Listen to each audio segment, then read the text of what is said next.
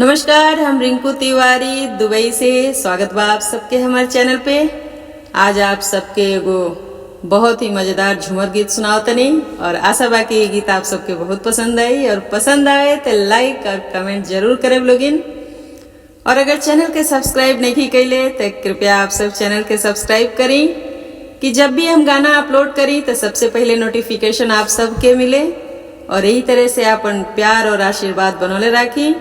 और जौन भी गीत सुने के बाद आप सब कमेंट में जरूर बताएं। आप सबके गीत आप सब तक हम जरूर पहुंचाए। अभी आप सब हमारी गीत सुनी। हमरो बलमुआ बड़ा हीरो जहाज दुबई में चलावे जी। हमरो सजनवा बड़ा हीरो जहाज दुबई में चलावे जी। हमरो बलमुआ बड़ा हीरो जहाज दुबई में चलावे जी। गाँव के घर उनका मन ही ना भावे, गाँव देहात उनका मन ही ना भावे।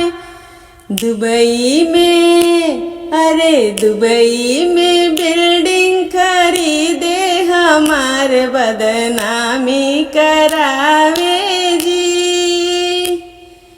दुबई में बिल्डिंग खरीदे हमार बदनामी करावे जी। हमरो बलमुआ बड़ा हीरो जहाज दुबई में चलावे जी। हमरो बलमुआ बड़ा हीरो जहाज दुबई में चलावे जी। घरवा के खाना उनका मन ही ना भावे, घरवा के खाना उनका मन ही ना भावे। होटल से अरे होटल से खाना मंगवावे हमार बदनामी करावे जी। होटल से खाना मंगवावे हमार बदनामी करावे जी। हमरो बलमुआ बड़ा हीरो जहाज दुबई में चलावे जी। हमरो सजनवा बड़ा हीरो जहाज दुबई में चलावे जी।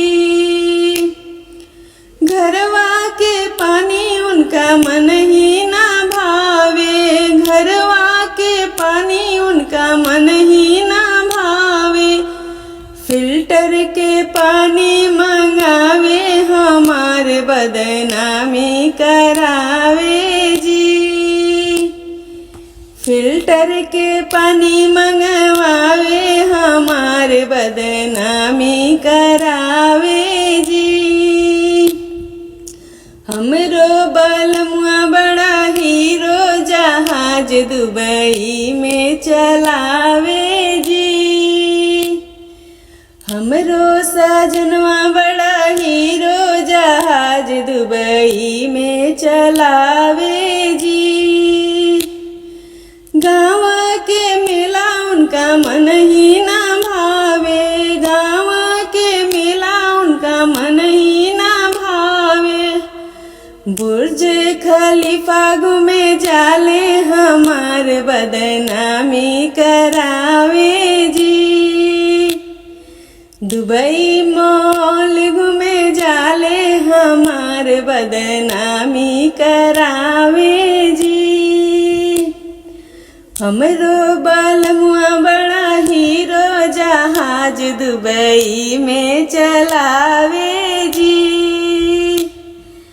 हमरो सजनवा बड़ा हीरो जहाज दुबई में चलावे जी। हमरो बलमुआ बड़ा हीरो जहाज दुबई में चलावे जी।